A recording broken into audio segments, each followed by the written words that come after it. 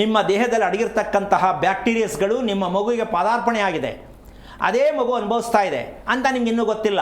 ಮಗುವನ್ನು ಒಳ್ಳೆಯ ಉನ್ನತ ಮಟ್ಟದಲ್ಲಿ ಓದಿಸ್ತೀನಿ ಅಂತ ಕನಸು ಕಾಣೋ ನೀವು ಮಕ್ಕಳನ್ನು ತಿರುಗಿ ಬೀಳೋ ಥರ ಮಾಡಿಕೊಂಡು ಮಕ್ಕಳ ಮೇಲೆ ನೀವು ಬೀಳ್ತೀರಾ, ನಿಮ್ಮ ಮೇಲೆ ಮಕ್ಕಳು ಬೀಳ್ತಾರೆ. ಇದು ಒಂದು ಜೀವನನಾ?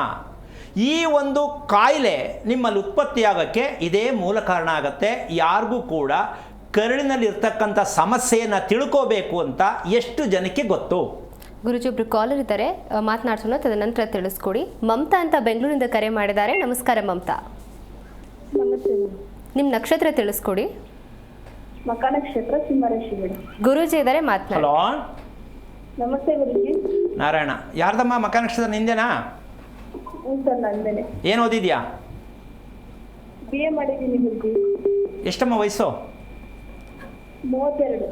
ಮದುವೆ ಮದುವೆ ಆಗಿದೆ ಗುರುಜಿ. ಎಷ್ಟು ವರ್ಷ ಆಯಿತು? 3 ವರ್ಷ. ಹೇಗಿದೆ ಜೀವನ, ಮದುವೆ ಜೀವನ?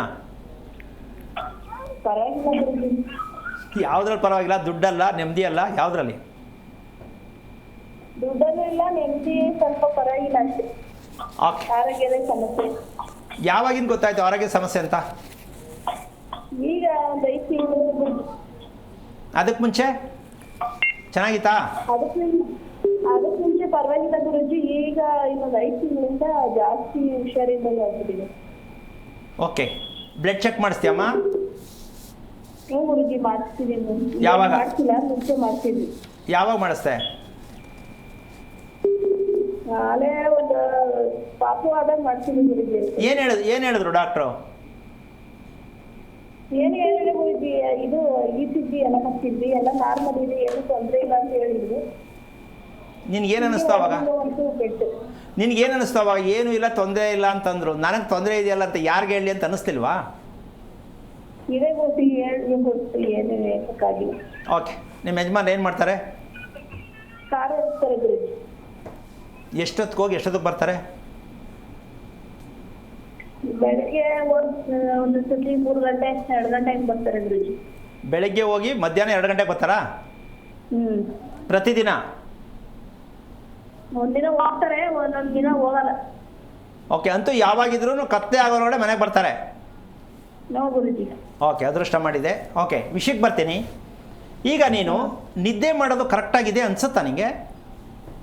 ಇಲ್ಲ ಗುರುಜಿ, ನಿದ್ದೆನೇ ಬರೋದಿಲ್ಲ. ಏನು ಮಾಡೋಣ ಈಗ? ನೀನು ಮದುವೆ ಮಾಡ್ಕೊಂಡಿದ್ದೆ ತಪ್ಪು ಅಂತ ನನ್ನ ಪ್ರಕಾರ ಹೇಳ್ತೀನಿ. ಮಕೆ ನಕ್ಷತ್ರದವರು ಸಿಂಹರಾಶಿರು ಮದುವೆ ಮಾಡಬೇಡ್ರಿ. ಅವ್ರ ಜೀವನದಲ್ಲಿ ನೆಮ್ಮದಿ ಇರಲ್ಲ, ಒಳ್ಳೆ ನಿದ್ದೆ ಇಲ್ಲ, ಒಳ್ಳೆ ಊಟ ಇಲ್ಲ, ಒಳ್ಳೆ ಖುಷಿ ಇಲ್ಲ. ಯಾಕೆ ಮದುವೆ, ಯಾಕೆ ಮಕ್ಕಳು? ಅಮ್ಮ ಜೀವನ ಪರ್ಯಂತ ರಿಪೇರಿ ಇಲ್ಲ ಇದಕ್ಕೆ. ಹಾಗಿದ್ದ ಮೇಲೆ ಮದುವೆ ಯಾಕೆ ಪ್ರಶ್ನೆ ಬರುತ್ತೆ. ಹಾಗಂತ ಮದುವೆಯಿಂದ ಇರೋಕ್ಕಾಗತ್ತಾ? ಸರಿ, ಮದುವೆ ಮಾಡ್ಕೊಳಕ್ಕೆ ರೆಡಿ ಇರಬೇಕಲ್ಲ, ಪೂರ್ವ ಸಿದ್ಧತೆ ಬೇಕಲ್ಲ. ಒಂದು ಮದುವೆ ಹೆಣ್ಣು ಹೇಗಿರಬೇಕು ಅಂದರೆ ವಯಸ್ಸಲ್ಲಿರಬೇಕು, ಅಷ್ಟೇ ಗೊತ್ತಿರೋದು. ನಿಜ.